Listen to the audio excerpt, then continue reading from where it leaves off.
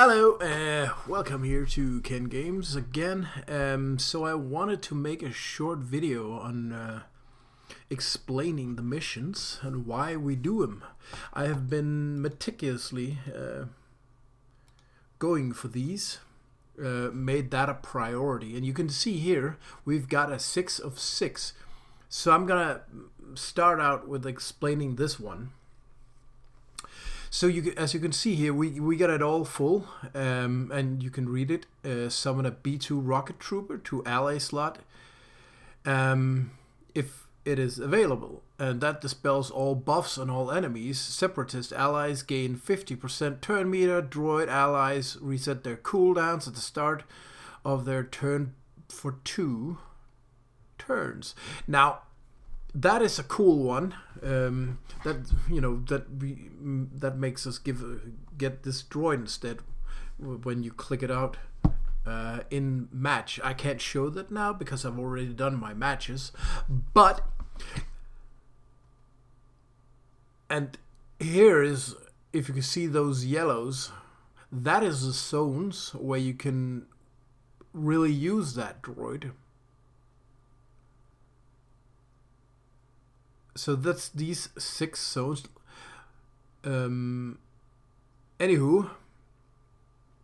if you can also see all these top 3 ones are the flight ones, where you use ship battles. So of course they're not gonna be affected because you can't pull out a droid there, and nor is it gonna affect this zone down here, which we did in like phase 2. So we go down here and then we see, oh, and there was a lot of stuff here too, and yeah, that's Republic Resolve disabled, and that resolve gave the troops we were facing a lot of buffs that helped them kill us. So having that disabled, it helps us greatly. But again, you can see what zones they affect. That zone and that zone, which is this one and that one. Right. So we got a huge advantage of doing that. Now again, we go in here and see, alright, so here we got 3 out of 6 only. Let's see. So, like here, we are missing that ship. What does it do? Well, you can better see it here. Level 1, which we have. All allies have plus 15% offense, doubled for Separatist allies. Right, so in these 2 zones, that is zone 3. And if we had 2, all allies would have had 10% more speed and 5% more if we plus recovery, health, and all of that, if we'd had that. But we only had level 1 of it. Okay, but it gotta be counted on these. As you could see, the yellow indicating line 3. Right. So here, I don't know if you've shown that. Again, it's a 1, and that is also deal damage to target enemy and inflict 3 damage over time, debuffs for 2 turns. This one would have been really good if we had gotten level 2 on that. Let's see. So again, we were missing like, that droid. If we had gotten that droid in, we would have gotten an easier time again, because we would have gotten level 2, which would have been plus 20% damage. Add 2 random enemies affected and inflict stagger for 2 turns on those enemies, which would have made it so much easier for people to take things down in that zone. That's the zone we're gonna come to. So yeah, but we did get this one. And that counts for the zone we're in now. Nice. Plus the 2 next zones, all droid allies have 35% critical chance and 35 critical damage. And inflicted damage over time debuffs for 2 turns, which can't be evaded or resisted or gained. And gained 10% turn meter whenever they critically hit an enemy. So that is nice. That, all droid allies. That means a GG team. Not that you would need to put GG in leader slot or something like that, but just droids would do so much better. Same droids would do better on this zone then, and this zone here. Now again, if we go up here, you can see here, I have marked it that we do not need this zone. Why do we not need this zone? Because that is the last 2 slots, which is this one, that one. And we're not going to face these.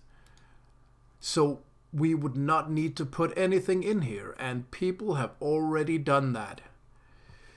Thus, we have missed out on a few points that could have been used differently. Yeah, they should not put in anything here. Not until we are at the point where we're actually facing these. Then, of course, we do need to have them, but not now. We are not strong enough for that yet. We probably will be at some point.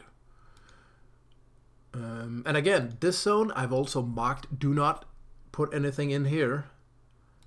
Don't know if people have. People can... Yeah, people have. Gee. It's a no. Don't do that. I don't know if people have... yeah, well... luckily it's not the best they've put in, so that's cool. I don't know why you'd put these in. Anyway, people should not do that, because this, as you can see, deal damage over time. It's pretty nice. If we got that down, so that would be disabled. We would get 20% damage on level 2 and add 2 random enemies affected with stagger and all of that, which we had on a previous zone too. Nice! But where does it count? That zone. And we're here right now, that one. So it counts on that zone. But we're not going to face that zone, so we don't need to put anything in it. That's why I quickly marked it with do not put anything in here, because we're not going to use it for next one. Use your GP wisely. Same with that one. I marked it because there's nothing, we don't gain anything up here for the next zone with this one. If we had gotten a yellow one here, sure, then I wouldn't have marked it, but we didn't. So, now I'm hoping, it's a hope, I don't think, we got 80 here, so we're not gonna get it, I think, but it'll get close maybe. If we can get a second star here at some point, that'd be good. It's certainly a star worth going for, getting our ships up. So anyway, that's a quick explanation in why we do what we do. Again, zone here. We are here. This is where this counts as. And here's the text where you can see what it gives us. And we only got level 1 because it's not filled out. It goes 2 per level. You can see there's 6. And we got 3, so we're halfway. which is, annoying. Would have been nice if we had gotten that one more here.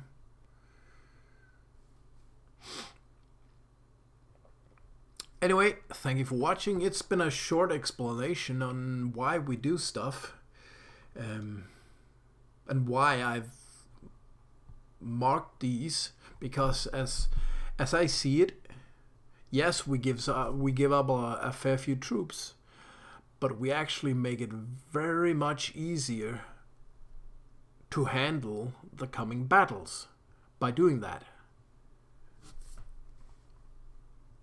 The bonuses is pretty much worth it.